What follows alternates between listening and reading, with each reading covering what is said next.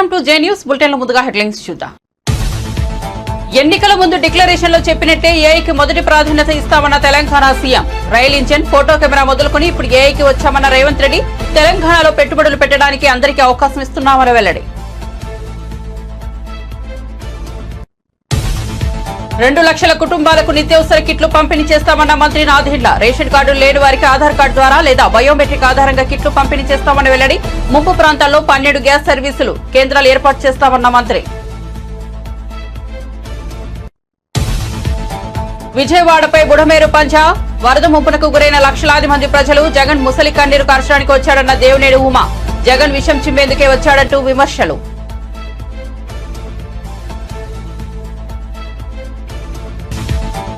రేవంత్ రెడ్డి తాటాకు చెప్పులకు భయపడ్డామన్న హరీష్ రావు. ప్రభుత్వం అందించాల్సిన సహాయాన్ని తాము చేస్తుంటే ఓర్వలేక దాడులకు పాల్పడుతున్నారని మండిపాడు. బాధితులకు అన్నం, నీళ్లు కాంగ్రెస్ ప్రభుత్వం ఇవ్వలేకపోయిందని ఆగ్రహం. ఎమ్మెల్యే కోనేటి ఆదిమూలం తనను లైంగికంగా వేధించాడంటూ మీడియా ముందుకు వచ్చిన ఓ మహిళ. సోమాజిగూడ ప్రెస్ క్లబ్ లో వివరాలు వెల్లడి. లైంగిక వేధింపుల ఆరోపణలతో టీడీపీ నుండి ఆదిమూలం సస్పెండ్.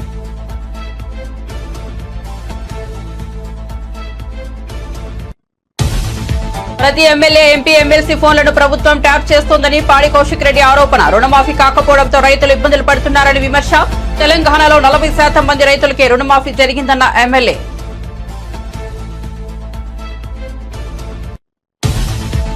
విజయవాడ కలెక్టర్ కార్యాలయంలో సీఎం చంద్రబాబును కలిసిన ఒంగోలు ఎంపీ. వరద బాధితుల సహాయార్థం ముఖ్యమంత్రి సహాయ నిధికి 1,50,00,000 విరాళం అందజేత.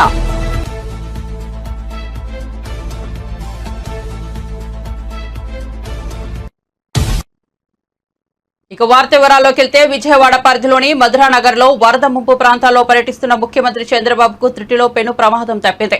వరదను పరిశీలించేందుకు రైలు వంతెనపైకి సీఎం వెళ్లారు. బ్రిడ్జిపై నడిచి బుడమేరు ఉధృతిని చంద్రబాబు పరిశీలించారు. రైలు వంతెనపై ఆయన నడుస్తుండగానే రైలు ఎదురుగా రావడంతో భద్రతా సిబ్బంది అప్రమత్తమయ్యారు. చంద్రబాబుకు అతి సమీపంగా రైలు వెళ్లింది. రైలు తగలకుండా సీఎం ఓ పక్కకు నిలబడి ఉండటంతో పెను ప్రమాదం తప్పింది. రైలు వెళ్లిపోయాక అధికారులు, భద్రతా సిబ్బంది ఊపిరి పీల్చుకున్నారు.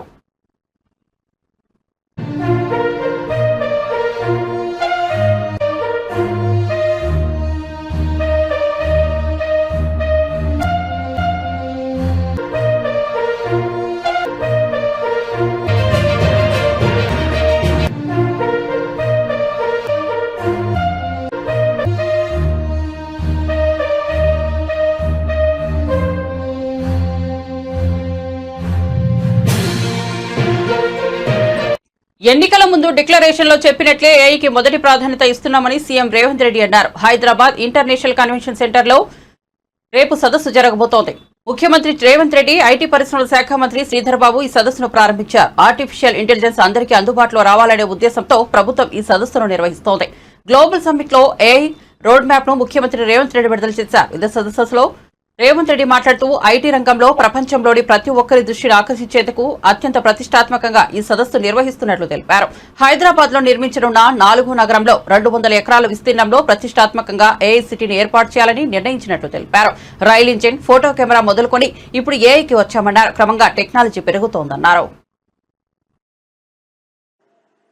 The first aeroplane changed the world forever. The innovation of electricity or bulb, TV, camera, computer, they all change the world.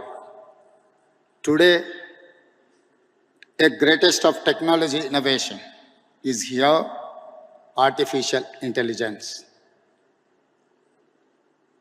When any new technology comes, it brings both hope and fear.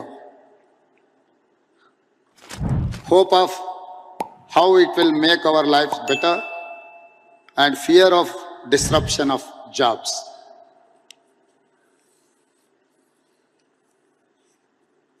If we think of India's future, no city is as perfectly ready for a revolution as Hyderabad. In our city, we not only embrace future, but we also create it. Our commitment to artificial intelligence is not now. We have already taken big steps for AI we want to lay a strong foundation for our future. Telangana AI Mission or TAIM in partnership with NASCOM will help us implement AI framework in Telangana. We will continue to bring government and industry experts together to drive innovation.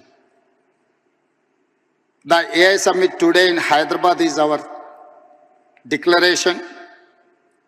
We are ready for AI. We will create AI's future and set standards. I welcome all of you to the city of the future. Let us all come together and script a great new future. Thank you. Nothing will change society and lives as technology and innovation. ఓటర్ల జాబితా ప్రత్యేక సవరణ కార్యక్రమం 2025 August 20 నుంచి ప్రారంభమైందని తెలంగాణ ఎన్నికల ప్రధానాధికారి సుదర్శన్ రెడ్డి వెల్లడించారు. రాబోయే 4 నెలలు ఈ కార్యక్రమం జరుగుతుందని చెప్పారు. ఇప్పటికే 18 ఏళ్లు నిండిన వారందరూ 2025 జనవరి 1వ తేదీకి 18 ఏళ్లు నిండబోయేవారు ఓటర్లుగా నమోదు చేసుకోవడానికి అర్హులని తెలిపారు.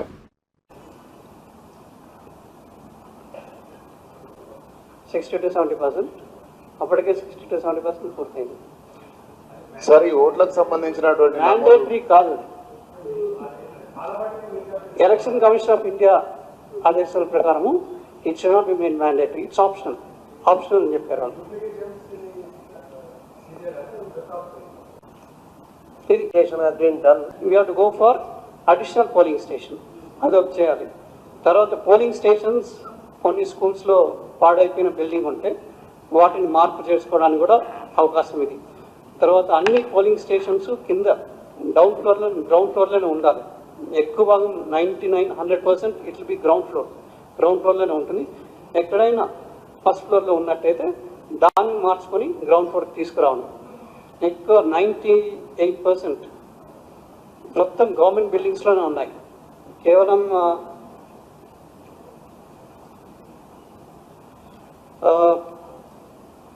నెంబర్ ఆఫ్ పోలింగ్ స్టేషన్స్ ఇంత ముందు చెప్పినట్టు 35,356.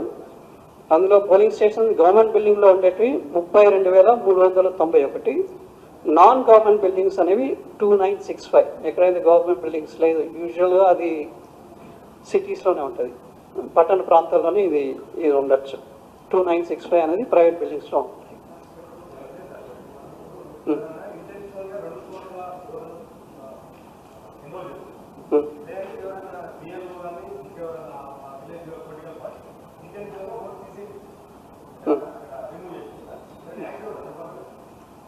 బిఎల్ఓస్ పైన యాక్షన్ ఉంటుంది డెఫినెట్లీ. బిఎల్ఓస్ వాళ్ళపైన యాక్షన్ తీసుకోవడం జరుగుతుంది మా దృష్టికి వస్తే తప్పకుండా.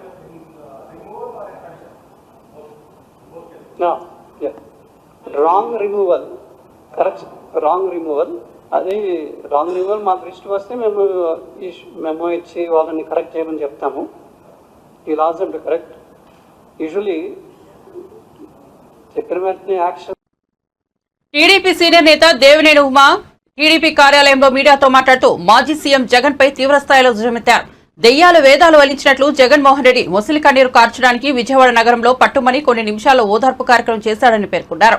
పనిచేసే ప్రభుత్వం మీద విషం చిమ్మేందుకు కుట్రలు కుతంత్రాలతో నీచపు బుద్ధితో వచ్చాడని విమర్శించారు. గత 5 ఏళ్లలో అన్ని వ్యవస్థలను నాశనం చేశారని మండిపడ్డారు. బుడమేరు డైవర్షన్ కాలువ నుంచి 37,555 క్యూసెక్ల వరద ప్రవాహాన్ని కృష్ణానదికి తరలించడానికి 464 కోట్లతో చంద్రబాబు టెండర్లు పిలిపించారని, పనులు మొదలుపెట్టారని, దాదాపు 150 కోట్ల వరకు ఖర్చు పెట్టారని దేవినేని ఉమా వెల్లడించారు. తట్టుకొని ఈరోజు చంద్రబాబు నాయుడు గారి ప్రభుత్వం గత 5-6 రోజులుగా కూటమి ప్రభుత్వం అన్ని విధాలుగా కూడా వరద బాధితులకి సహాయాన్ని అందిస్తూ స్వయంగా చంద్రబాబు నాయుడు గారే కలెక్టరేట్లో బస్ చేసి యంత్రాంగాన్ని మొత్తం పరిగెత్తిస్తూ దగ్గర జేసీబీ మీదే 22 కిలోమీటర్లు ప్రయాణం చేసి బాధితులకు ధైర్యం చెప్తూ పిల్లలకి పాలు దగ్గర నుంచి భోజన సదుపాయాల దగ్గర నుంచి బుడమేరు బాధితులకి అన్ని విధాలుగా సాయం చేయటానికి అధికార యంత్రాంగం, ప్రజాప్రతినిధులు, స్వయంగా ముఖ్యమంత్రి గారే రంగంలో ఉండి పర్యవేక్షిస్తూ ఉంటే దెయ్యాలు వేదాలు వల్లించినట్టు జగన్ రెడ్డి ముసలి కన్నీరు కారవటానికి నిన్న విజయవాడ నగరంలో పట్టుమని కొన్ని నిమిషాల్లోనే ఓదార్పు కార్యక్రమాలు చేసి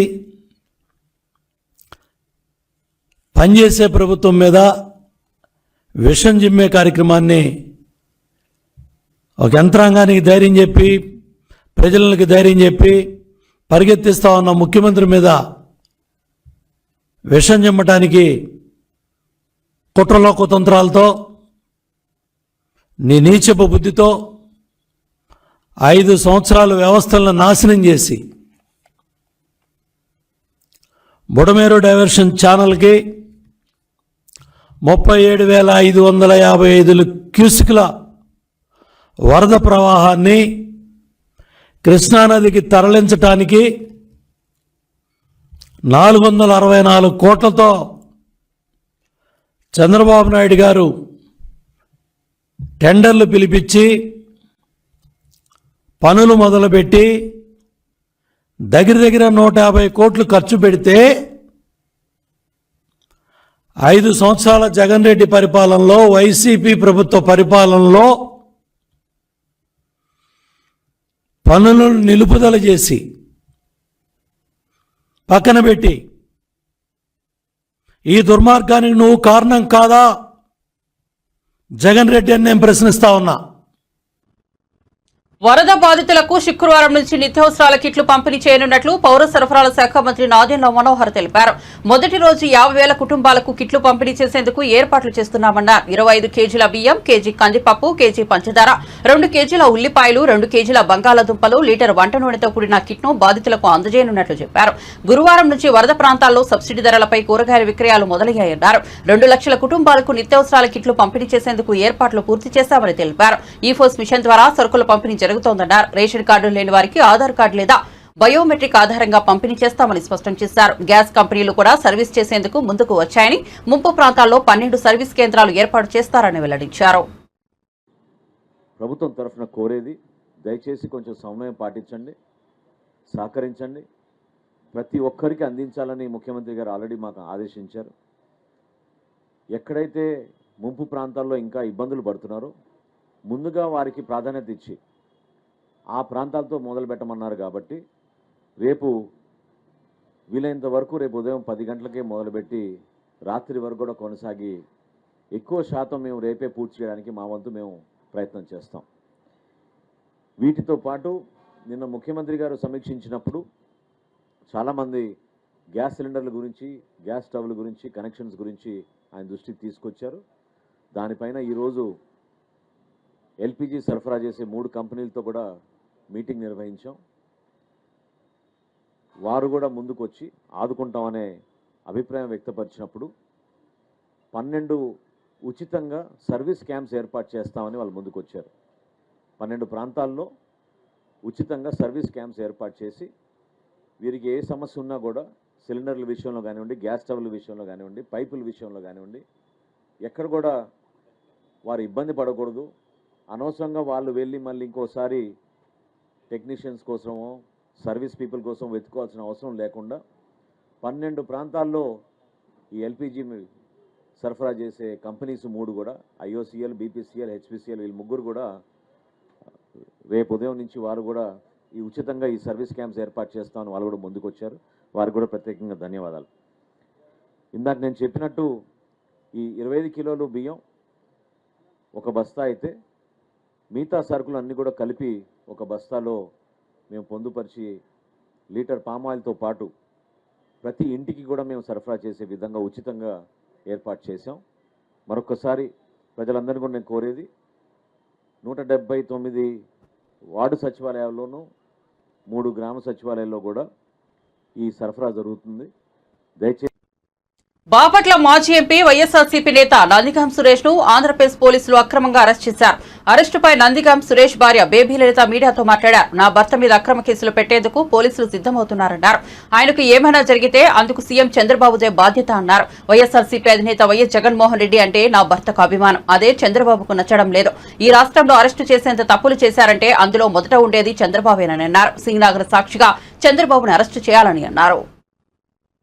కూల్చేదానిలో టీడీపీ పార్టీ ఆఫీస్ కూల్చేదానిలో ఏ మీడియాలోనైనా లేకపోతే ఏ నందిగం సురేష్ గారు ఉన్నట్టు ఏ ఒక్క సాక్ష్యమైనా ఉంటే ఇదిగో నందిగం సురేష్ గారు ఎలా ఉన్నారు, ఇదిగో ఫోటో అని చూపించవచ్చు కదా.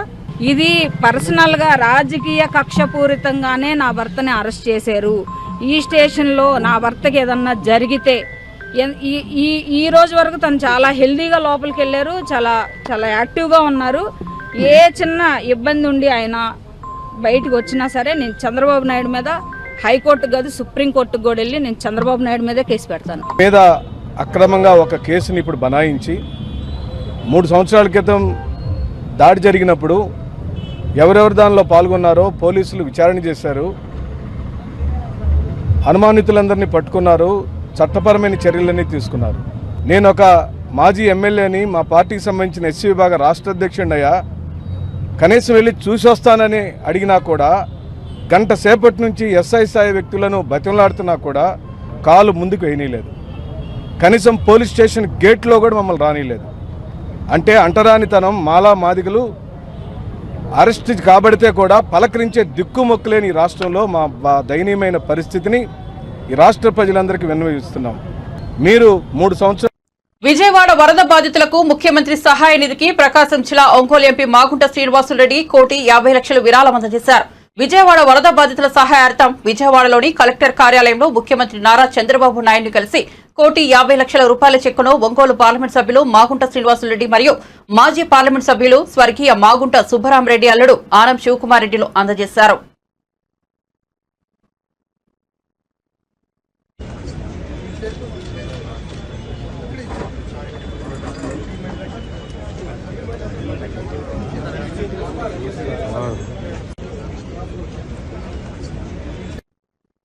రాష్ట్రంలో నడుస్తున్నది ప్రజాపాలన కాదని రాక్షస పాలన అని మాజీ మంత్రి హరీష్ రావు అన్నారు. సీఎం రేవంత్ రెడ్డి తాటాకు చెప్పులకు భయపడే వాళ్ళెవరూ లేరని చెప్పారు.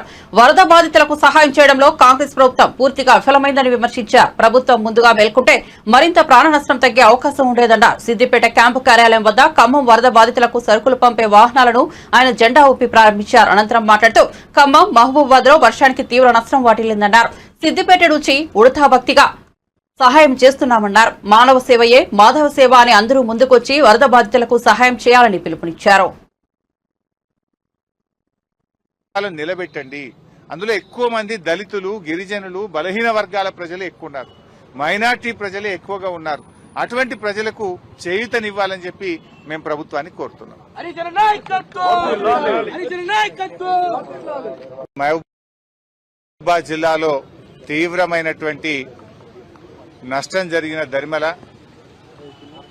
సిద్దిపేట నియోజకవర్గం నుంచి ఆ ఖమ్మం, మహబూబాబాద్ ప్రజల్ని ఆదుకోవడానికి మరి స్వచ్ఛందంగా మా పట్టణంలోని వ్యాపారవేత్తలు, స్వచ్ఛంద సంస్థలు, బీఆర్ఎస్ పార్టీ నాయకులు అందరం కలిసి ఉడతా భక్తిగా వారిని ఆదుకోవడానికి ఈరోజు కొన్ని వాహనాలను ఖమ్మంకు పంపిస్తా ఉన్నాం. మళ్ళీ రేపు ఎల్లుండి ఇంకా కొన్ని వాహనాలను తయారు చేసి మహబూబాబాద్ జిల్లాకు కూడా పంపించడం జరుగుతుంది. ముఖ్యంగా ఈరోజు ఒక 200 క్వింటాళ్ల సన్న బియ్యాన్ని, ఒక ఖబర్దార్ రోజా నీది నోరా తాటిమట్ట అని టీడీపీ ఎమ్మెల్సీ పంచుమర్తి అనురాధ ఆగ్రహం వ్యక్తం చేశారు. వరదలు వస్తే గొడుగులు పట్టుకుని రీల్స్ చేయడం కాదు అని విమర్శలు గుప్పించారు. కారుకూతలకుస్తే సహించేది లేదని, దందాలు అన్ని బయటకు వస్తున్నాయని మండిపడ్డారు. నీ దోపిడీకి ప్రజల ప్రాణాలే పోయాయి, దోచుకుని చెన్నైలో కులుకుతూ సిగ్గు లేకుండా మాట్లాడుతున్నావా అని మండిపడ్డారు. వరద బాధితులకు ఒక్క బిస్కెట్ ప్యాకెట్ ఇవ్వకుండా చంద్రబాబు, లోకేష్లపై విమర్శలు చేస్తావా అని ఆగ్రహం వ్యక్తం చేశారు. పిచ్చి పిచ్చి ప్రేలాఫలాలు పేలితే ప్రజలే తరిమి తరిమి కొడతారని టీడీపీ ఎమ్మెల్సీ పంచుమర్తి అనురాధ ఆగ్రహం వ్యక్తం చేశారు. రాచపీనుగుల పార్టీ, ఈ దిక్కుమాలిన పార్టీ ప్రజలు చీకొట్టినా కూడా ఈరోజు వరదలొచ్చి విజయవాడ తదితర ప్రాంతాలన్నీ నీట మునిగి ప్రజలు అల్లాడుతుంటే ఇలాంటి సమయంలో చేతనైతే సహాయ చర్యలు చేయాల్సింది పోయి బురద రాజకీయాలు చేయడానికి తెగబడ్డారు. ఇదేనా మీ సంస్కృతి జగన్మోహన్ రెడ్డి? మీరు సబ్జెక్ట్ తెలియకుండా, ఎందుకు మునిగిపోయిందో కూడా తెలియకుండా, చంద్రబాబు గారు ఎందుకు మునిగిపోయిందో పదే పదే ప్రెస్ మీట్లు పెట్టి చెబుతున్నా దాన్ని కూడా ఆలకించకుండా మీ దారి మీరు ఏదో ఒకటి మాట్లాడేసి ఎప్పుడెప్పుడు లండన్ ఫ్లైట్ ఎక్కేద్దామా అనే ఆలోచనతో ఉంటే అది ప్రజలు గమనించుకోవట్లేదా అని చెప్పి ఈ సందర్భంగా నేను అడగదలుచుకున్నా. మీతో పాటు మీ కలుపు మొక్కలు, ముఖ్యంగా రోజా, సిగ్గు ఎగ్గు లేకుండా ఆమె గురించి మాట్లాడాలంటేనే నాకే చాలా చీదర పడుతుంది. అయినా ప్రజాస్వామ్యంలో తప్పదు కాబట్టి, ప్రజలకి విషయాలన్నీ ఇంకా తెలియాలి కాబట్టి నేను ఈరోజు ఆవిడ ప్రస్తావన తీసుకొస్తా ఉన్నా. చెన్నై గెస్ట్ హౌజుల్లో కూర్చొని ఇష్టం వచ్చినట్టుగా మాట్లాడతా, ముఖ్యంగా చంద్రబాబు గారు అదేవిధంగా లోకేష్ గారి గురించి ముఖ్యంగా ఇష్టం వచ్చినట్టుగా మాట్లాడుతుంది. హైదరాబాద్లో కూర్చున్నారు అని చెప్పి మాట్లాడుతూ ఉంది. నువ్వు నగరి వదిలి వెళ్ళిపోయి చెన్నై గెస్ట్ హౌస్లో శుభ్రంగా ఎంజాయ్ చేస్తున్నావు అనే విషయం ప్రజలందరికీ తెలుసు.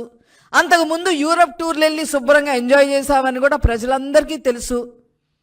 అప్పుడప్పుడు ఇక్కడికి వచ్చి లేనిపోని అన్ని మాట్లాడటానికి సిద్ధపడితే తస్మాత్ జాగ్రత్త.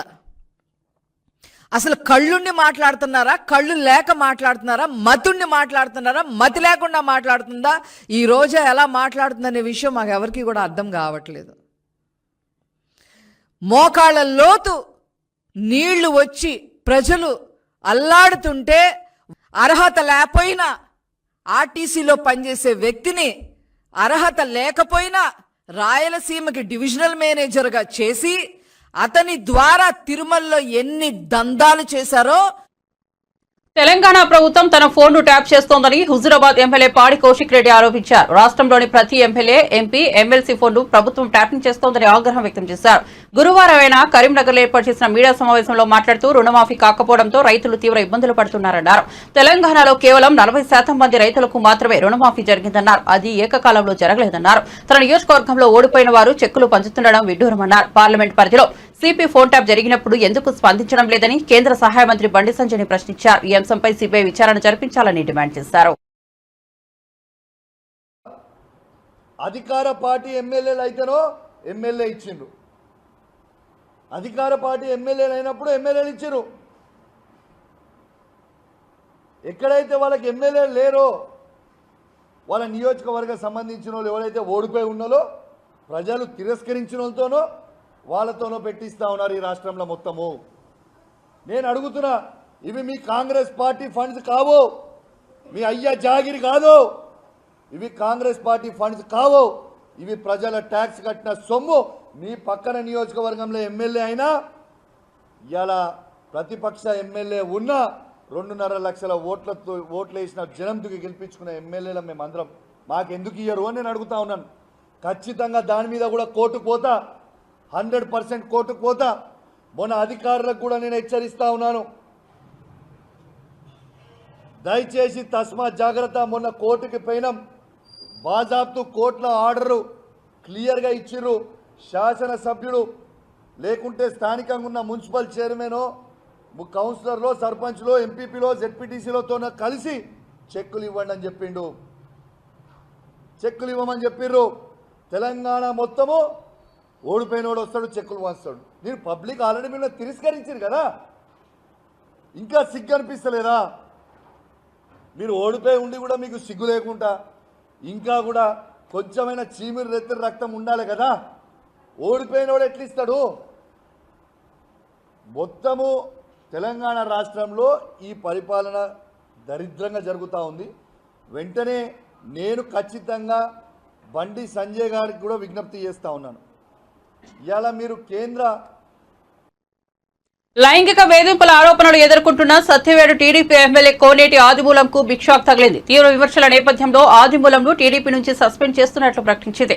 సత్యవేడు టీడీపీ ఎమ్మెల్యే కోనేటి ఆదిమూలంపై ఓ మహిళ సంచలన ఆరోపణలు చేసిన విషయం తెలిసిందే. ఈ నేపథ్యంలో ఆదిమూలంను పార్టీ నుంచి సస్పెండ్ చేస్తూ టీడీపీ ఏపీ అధ్యక్షుడు పల్లా శ్రీనివాస్ లేఖను విడుదల చేశారు. ఈ లేఖలో ఆదిమూలంపై లైంగిక వేధింపుల ఆరోపణలు వచ్చినందునే పార్టీ నుండి సస్పెండ్ చేస్తున్నట్లు వివరణ ఇచ్చారు. నేను వెంటనే రూమ్లోకి వెళ్ళడం నా పైన బలాత్కారానికి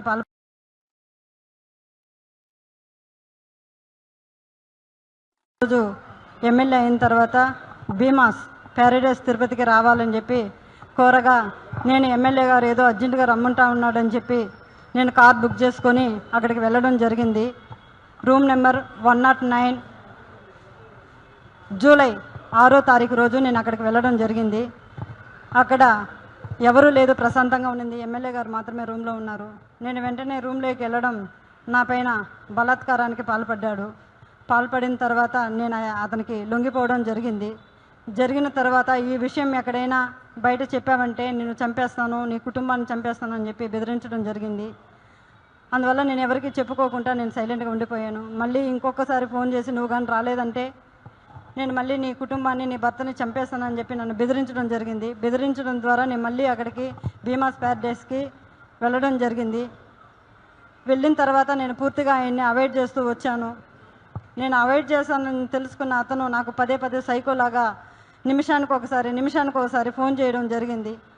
అది గుర్తించిన నా భర్త ఎమ్మెల్యే నీకు ఎందుకైతే ఇన్నిసార్లు కాల్ చేస్తున్నాడని చెప్పి నా మొబైల్ ఇంచేసి నన్ను కొట్టడం, నన్ను బెదిరించడం చాలా చేశాడు. చేసిన తర్వాత నేను ఆ బాధను భరించలేకుండా నాకు జరిగిన బాధని నేను ఆయనతో వివరించడం జరిగింది. వివరించినప్పుడు నా భర్త ఇలానే నీకే జరిగిందా, చాలామందికి జరిగిందా అన్నప్పుడు చాలా మహిళలు, గవర్నమెంట్ ఎంప్లాయీస్ కూడా ఉన్నారు ఇందులో, మహిళలు చాలామంది బలైపోతున్నారు చెప్పాను. నేను చెప్పినప్పుడు ఆయన సూచించాడు నన్ను ఈ చాలామంది మహిళల్ని కాపాడుకొని మనం బ్రతకాలి, మనం కాపాడుకోవాలని చెప్పి ఆయన నాకు ఒక పెన్ కెమెరాని అరేంజ్ చేసి ఇవ్వడం జరిగింది. జరిగిన తర్వాత ఆగస్టు 10వ తారీఖు భీమాస్ ప్యారడైస్కు 1:30 వెళ్ళడం జరిగింది. అక్కడ జరిగిన కామ క్రీడలను నేను రికార్డ్ చేసుకొని తీసుకొచ్చి నా భర్తకి ఇవ్వడం జరిగింది. అటు తర్వాత నేను మంగళగిరి పార్టీ ఆఫీస్ గారికి, పెద్దబాబు గారికి, చిన్నబాబు గారికి ఇద్దరికి నేను తెలియజేయడం జరిగింది. వాళ్ళ ద్వారా మాకు పిలుపు వస్తుందని ఇన్ని రోజులు వెయిట్ చేశాము. తర్వాత ఈ విషయం ఆయన తెలుసుకొని నన్ను బ్లాక్మెయిల్కి గురి చేయడము, మా ఇంటి చుట్టూ 4-5 మందిని పంపించి నన్ను వెతకడం చేస్తున్నాడు. నాకు ప్రాణహాని ఉంది, ప్రాణ భయంతో నేను ఇక్కడికి రావడం జరిగింది. అంతేకాకుండా ఇలాంటి చీడ పురుగులు తెలుగుదేశం పార్టీలో ఉన్న రోజులు తెలుగుదేశం పార్టీకి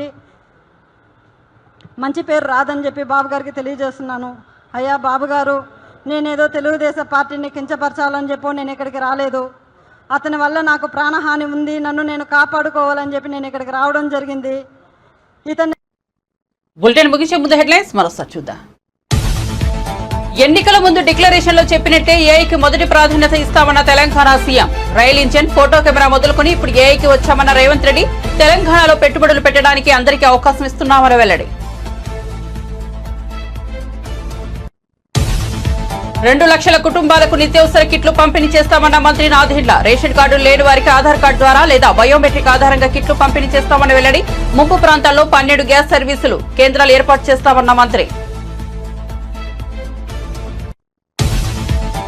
విజయవాడపై బుడమేరు పంజా. వరద ముంపునకు గురైన లక్షలాది మంది ప్రజలు. జగన్ ముసలి కన్నీరు కార్చడానికి వచ్చాడన్న దేవినేడు ఉమా. జగన్ విషం చిమ్మేందుకే వచ్చాడంటూ విమర్శలు.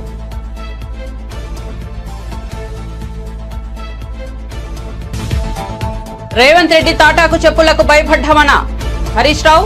ప్రభుత్వం అందించాల్సిన సహాయాన్ని తాము చేస్తుంటే ఓర్వలేక దాడులకు పాల్పడుతున్నారని మండిపాడు. బాధితులకు అన్నం, నీళ్లు కాంగ్రెస్ ప్రభుత్వం ఇవ్వలేకపోయిందని ఆగ్రహం. ఎమ్మెల్యే కోనేటి ఆదిమూలం తనను లైంగికంగా వేధించాడంటూ మీడియా ముందుకు వచ్చిన ఓ మహిళ. సోమాజిగూడ ప్రెస్ క్లబ్ లో వివరాలు వెల్లడి. లైంగిక వేధింపుల ఆరోపణలతో టీడీపీ నుండి ఆదిమూలం సస్పెండ్.